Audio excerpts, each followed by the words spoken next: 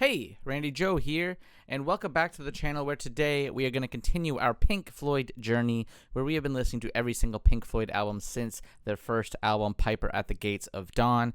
However, continuing today, we are continuing with their next LP, that being, of course, their 1983 record, The Final Cut. Also, before we get started today, I just want to say if you want to see the full unedited reaction of this video as well as every other Pink Floyd album reaction I have done, go ahead and check out the description down below for my Patreon. For just $5 a month, you get every video I've done, not just Pink Floyd, every video for only $5 unedited. This is their 12th studio LP and sees them following the great success of records like Dark Side of the Moon, Animals, The Wall, as well as Metal, if you want to include that. Wish You Were Here. A plethora of great records back to back to back, really showcasing the band at the peak of their creativity. However, with the Final Cut, things are starting to kind of fall apart once again for the band. It seems like this is a repeating trend for them, unfortunately. And with the Final Cut, we have lost the member Richard Wright, which is truly unfortunate, seeing as he is one of my favorite members of the group. I think he adds a lot of style and unique flair, especially to the earlier records in the discography. And it's unfortunate that he had left at this point in time. What else is unfortunate is Nick Mason has been reduced, from what I gather, mostly to sound effects on this record, and isn't, as involved with the percussion and the drum work on the LP. And lastly, Roger Waters and David Gilmour seem to be butting heads more than ever on this LP from what I've heard. So I'm interested in seeing how this whole dynamic and this shift affects the music itself. But from what I know, it does seem to, mark the beginning of the end for Pink Floyd, unfortunately. But without further ado, let's get into it. This 1982 13-track record, 46 minutes and 16 seconds. The first track here being The Post-War Dream. Opening with some war themes once again, kind of continuing from the themes of The Wall. A record that I think already showed a lot of the cracks in the band's chemistry. Tell me true, tell me why. Bit of a depressing opening. Jesus crucified. They wrote a whole book about that, Roger. For this the daddy died. Again, carrying on his personal trauma from The Wall that he delved quite deep into on that one. If it wasn't for the nips being so good at I do like those horns coming in here. the yards Nice would kind of still warm be open on Clyde. sense of optimism, perhaps. What have we done? Maggie, what have we done? Quite a build-up to this track. What have we done to England? Certainly diving right into it. Here we go.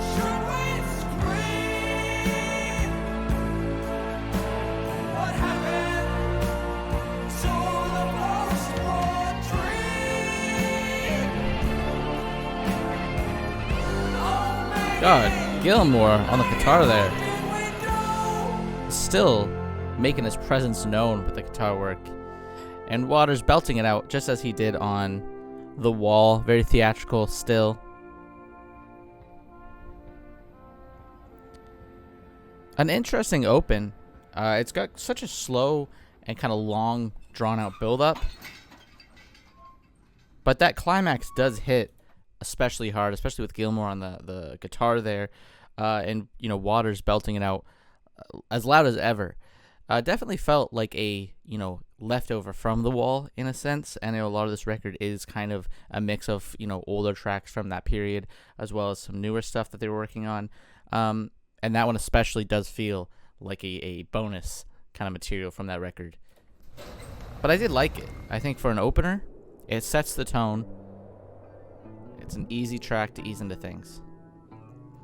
Here's your possible pass.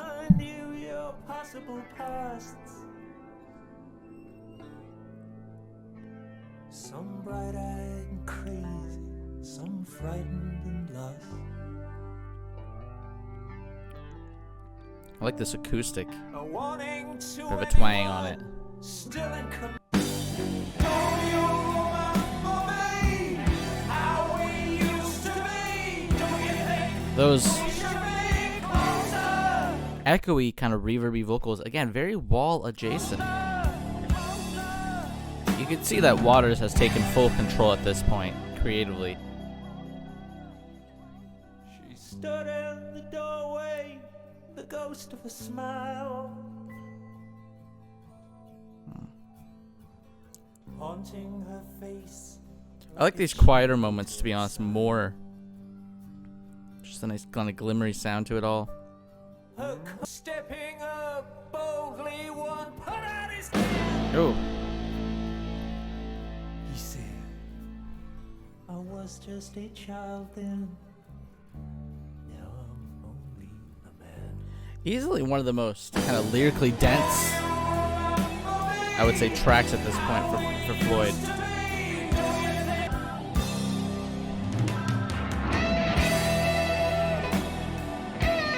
Okay, just give me more Gilmore, just like this. I feel like he's saying more than Waters is half the time, to be honest.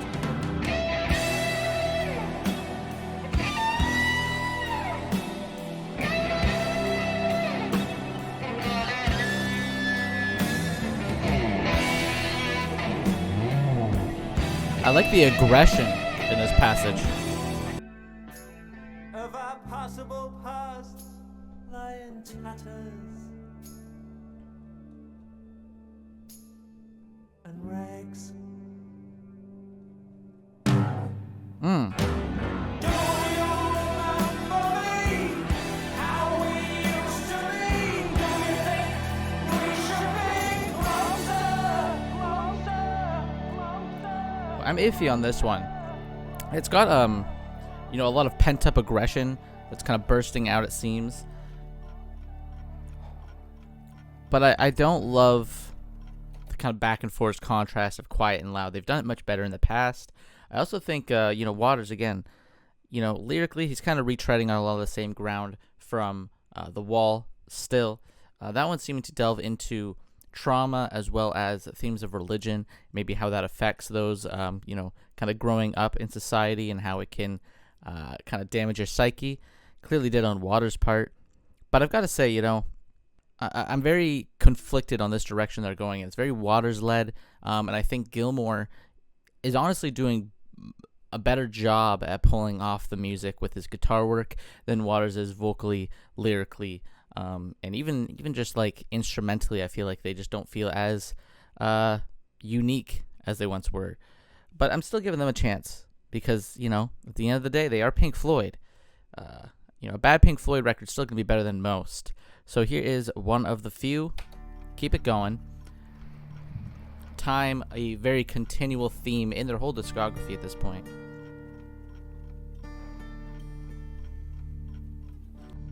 What do you do to make ends meet?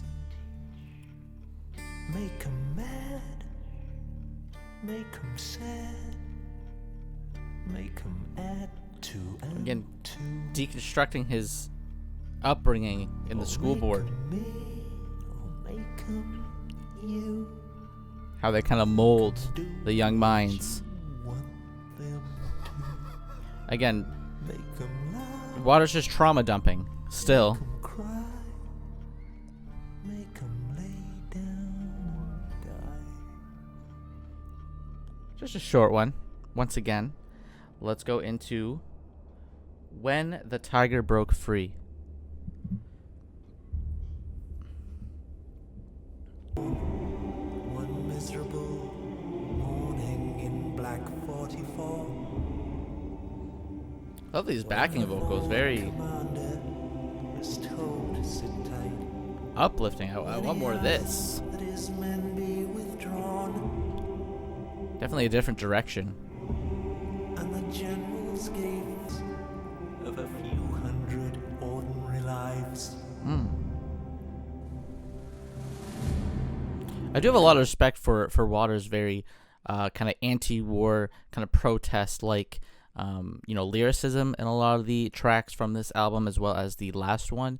It's nice to see an artist, especially one as big of him at that period, standing against their own government on LPs like this one, for example. I know a lot of this record was dealing with the Falkland Wars, which he felt the British shouldn't have gotten involved with, from what I gather. And again, I respect the fact that he is kind of standing his ground. King George sent mother. Sometimes I feel it's a little disorganized, but I certainly respect it. Was gone. It was Iric. It was dark all around. There was frost in the ground when the tigers broke free. I like this one. Maybe a hot take, but And no love the rising tension of it. from the Royal Fusiliers Company sea. These horns, too, building onto this huge sort of bombastic element. Most of them dead, the rest of them dying. And again, speaking on his That's how the daddy. Command took my daddy from me. Waters, I respect what you're going for. Seek therapy. Here's the hero's return. A little bit of optimism in our step here.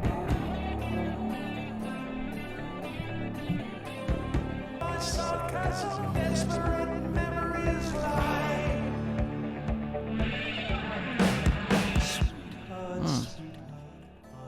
Fast asleep. This one definitely feels a little bit more dynamic in its approach. That's the only Very sudden shifts in the instrumental. Even those little glimmering moments I like. Flags hung on everyone's door. We danced and we So they are celebrating the hero's return, of course.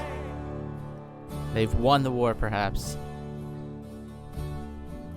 but burning in my heart. Ooh, Memories a little on glimpse of PTSD, perhaps. of the gunner's dying words on the intercom. I kind of like that one. It's short, it's sweet, it has a lot going on in terms of the instrumental. And I do like the songwriting, I would say, on the final cut so far. I find some of the songwriting on these tracks is surprisingly sharp, quick to digest, especially too. Retreading a lot of the same ground from The Wall, but I would say, still adding its own more focus on the war aspect, which I like. Here's the Gunner's Dream, which is carrying on maybe from that final passage on that last track. Maybe this gunner in this plane is falling down, is falling to his demise. The piano work is pretty sharp too, as well, throughout this record. Unfortunately, it's not Richard, but on it, but still. After the service, when you're walking slowly to the car. His performance, his vocals, and his songwriting, I think, as well. Like I don't know, there's something about these past few songs, especially, that feel very focused, and I feel like he's executing it quite well, which is shocking considering I was very conflicted on The Wall. The cold November air, you'll have.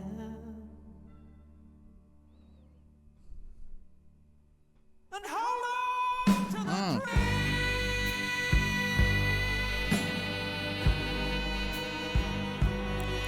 Oh, his voice kind of... Oh! That vocal line delivering right into the sax. Beautiful. They did a lot of that on Animals, which I liked, when the guitar work would blend with the vocals. Doing it here, it's actually shocking how nice that sounded. I don't know who our player is here. Raphael Ravenscroft. He's killing it on this track.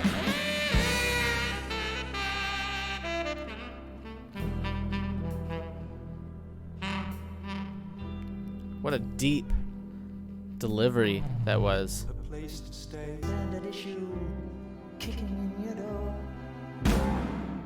You can relax. That drum there kind of mimicking the kicking in of the door. A nice little touch. Don't blow holes. And no one kills the children anymore. What a depressing track this No one is. kills the children anymore. Certainly optimistic in this Gunner's vision, but it's a sad one. Night after night, going round and round inside. Okay, I'm sorry. Like, this might actually be better than like most of the material on the wall. The execution is spectacular from Waters on this one. The gunner sleeps tonight. The gunner is passing here, What's done is done. dying in this field. Very dramatic kind of scenery set here. We cannot take A kind of beautiful track, honestly. I think lyrically, the message of it all, very optimistic in the vision, but it's still sweet. It's still touching. A bittersweet ending, given the fact that the gunner still passes.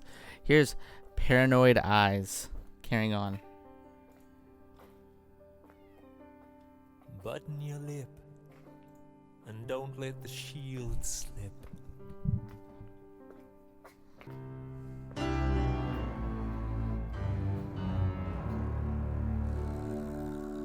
Ooh. Oh, this Behind that cycling effect there. eyes.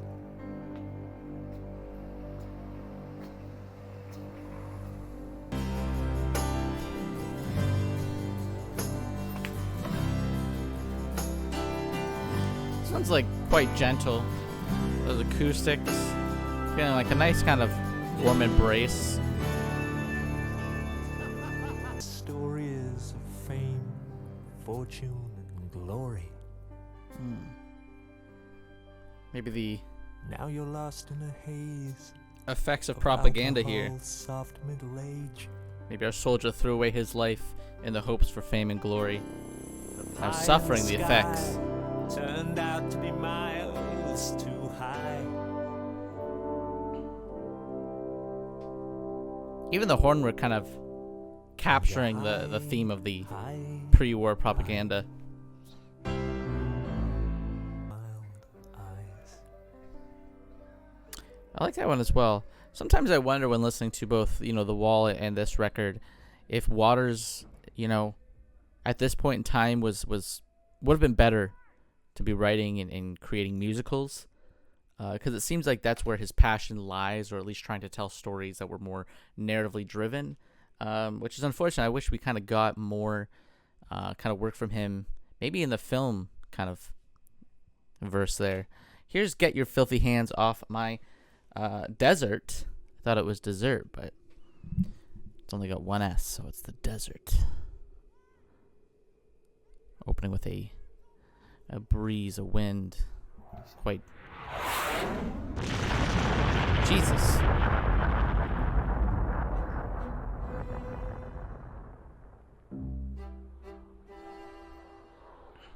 They're fighting for this land. This desert, I would imagine. To make him give it back. Just a quick one here. Again, commenting on world leaders trading off pieces of land.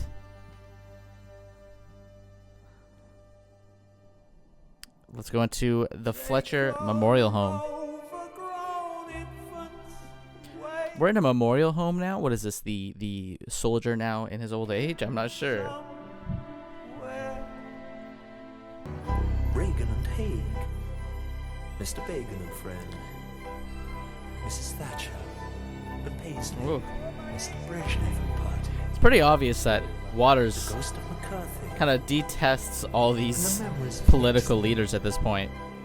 And now, adding colour. There's the Belgian. Come with any respect. And maybe trying to say that these soldiers detest these people just as much. Their medals and sharpen their smiles and abuse themselves, playing games for a while. And treating them like children, in a sense. Boom, bang, bang. Lie down, you're dead.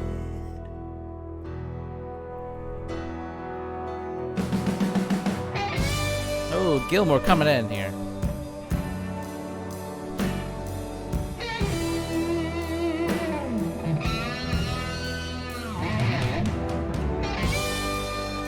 Say what you want, but Gilmore never,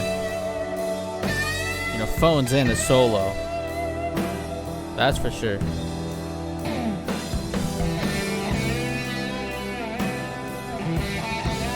Just so emotive with his guitar.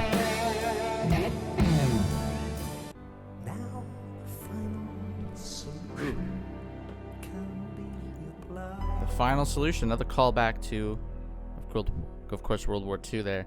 Very dark They album disembarked overall. in 45, Here's Southampton Dock. and no one spoke and no one smiled.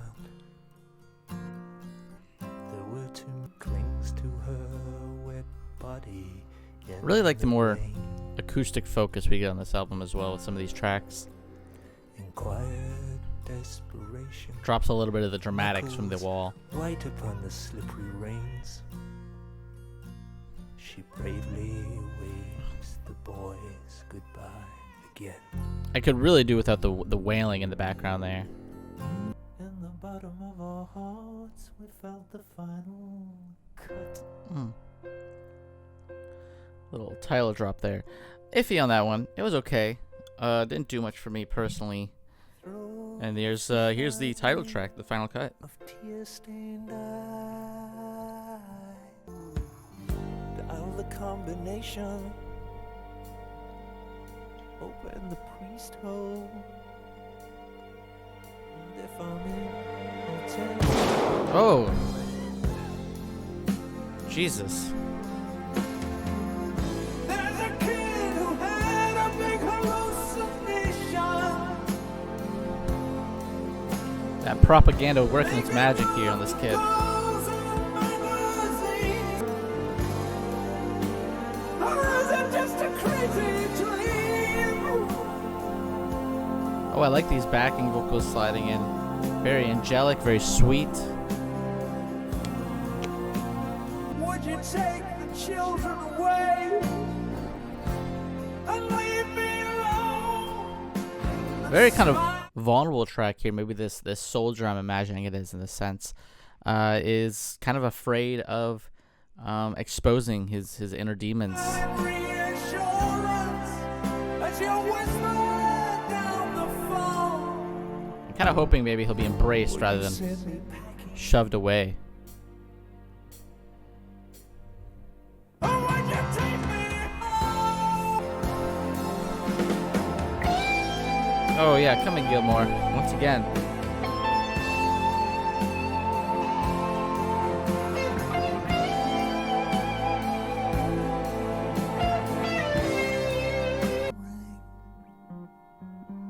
I never had the nerve to make the final cut.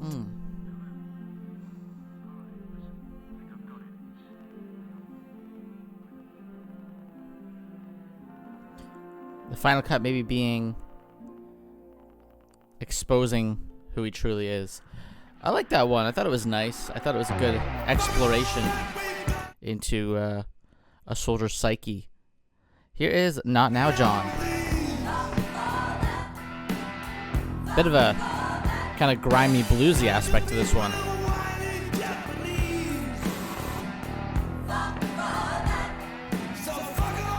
A bit of a kind of soul aspect there.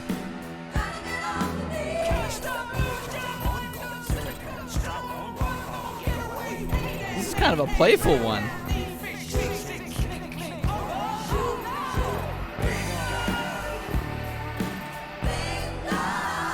Bingo.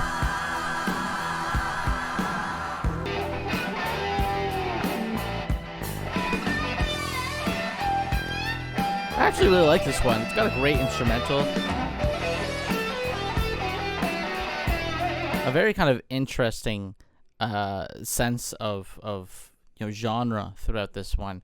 We've got aspects of soul, we've got bluesy, we've got, that classic kind of rock sound that they're known for. All swirled together. I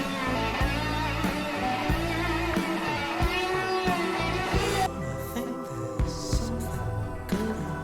I used to read books, but Ooh, even that kind of electronic synth work there in the background. Adding a bit of sci-fi. Right there.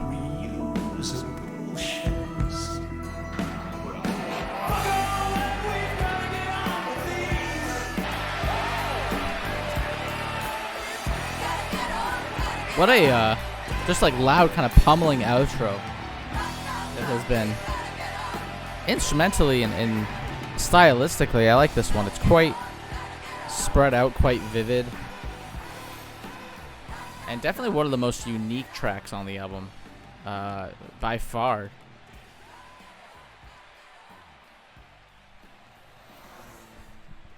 Let's carry on. Let's go into the final track here. That, of course, being Two Suns in the Sunset to close out the record. What a record it's been. Very interesting. And surprisingly, I have enjoyed most of it.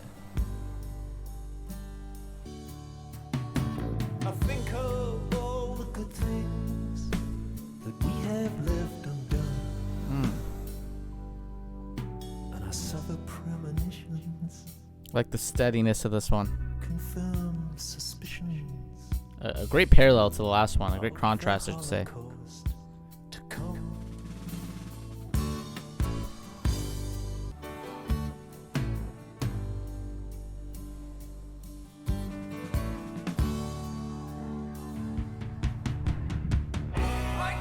Ooh. Getting quite grimy here.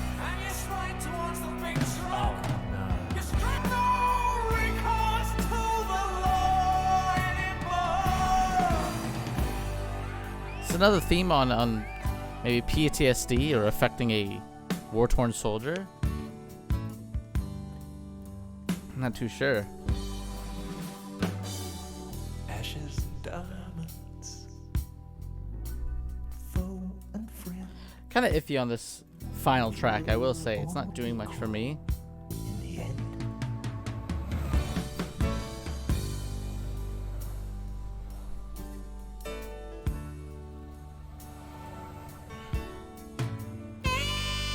Oh! We have a return of our tenor sax here, I believe. Was it Raphael Ravenscroft? And what a cool name both those are. I like the steady drum work here from, I believe that's Andy Newmark. Just very gradual.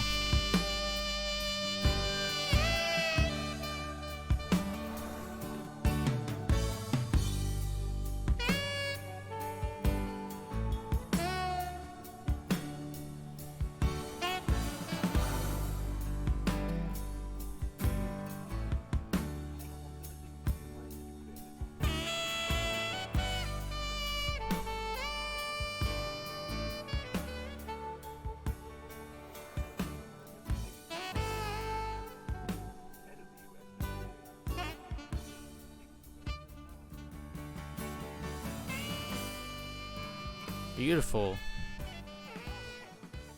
little outro there from that sax. Raphael, killing it as always. But that does it for the final cut. I gotta say, 13 tracks, 46 minutes. Pretty well paced for the most part. I enjoyed the very kind of concrete theme of war throughout this one. I felt like it was very packed tight with that theme. It didn't really kind of go too far off course, which I felt like The Wall gets a little messy in the second half because it does tend to kind of go too far off course from the narrative, in my opinion. Whereas the final cut definitely feels a lot more consistent with its focus. And I really liked the different perspectives we got. You know, you didn't just get the hero, you also got the gunner from what I imagine was the opposing side. You got different sort of aspects in terms of how the war affected these soldiers when they came back. Maybe they got PTSD, maybe they're celebratory, maybe It shows their pre-war kind of propaganda days where they are kind of swooped in and manipulated by the government through propaganda, and how it affected their choices in joining the war. Really liked just the differing perspectives and moments in time that this record kind of addressed. Kind of, for some reason, reminds me of Slaughterhouse-Five by Kurt Vonnegut. Great book that kind of addresses themes of war by jumping around in time. And this kind of reminded me of that in a way. I really liked The Gunner's Dream especially. I feel like that is, to me, the standout track. Really loved everything about it. Sonically, it's great. Instrumentally, fantastic. Production is sharp. And lyrically, I think, you got some of Wilder's best with Hero's Return and Gunner's Dream back-to-back. And a few of these tracks, just feeling like Waters was a lot more focused and wasn't pushing the theatrical elements as much as he did on The Wall. He dialed it back a little bit, which I think works, great, considering I feel like The Wall's biggest fault is sometimes it gets a little bit too kind of parody in a sense with its over-the-top dramatics, which is really my biggest critique of that record. Whereas Final Cut does feel like it is a lot more dialed back in that sense. Better for it, I would argue. Is it better than The Wall? Time will tell. I'll listen to this one, more over, and we'll see how it turns out. But I will say that I was greatly impressed with this one. I thought it was going to be a little bit of a letdown, given the fact that Pink Floyd at this point is a little bit confused on where they're going with their direction, and the band members are kind of in and out of the group. But it actually is a pretty enjoyable and impressive record that still shows that Pink Floyd, despite falling apart, still has their magic touch. And I think, Waters managed to pull this one off quite well.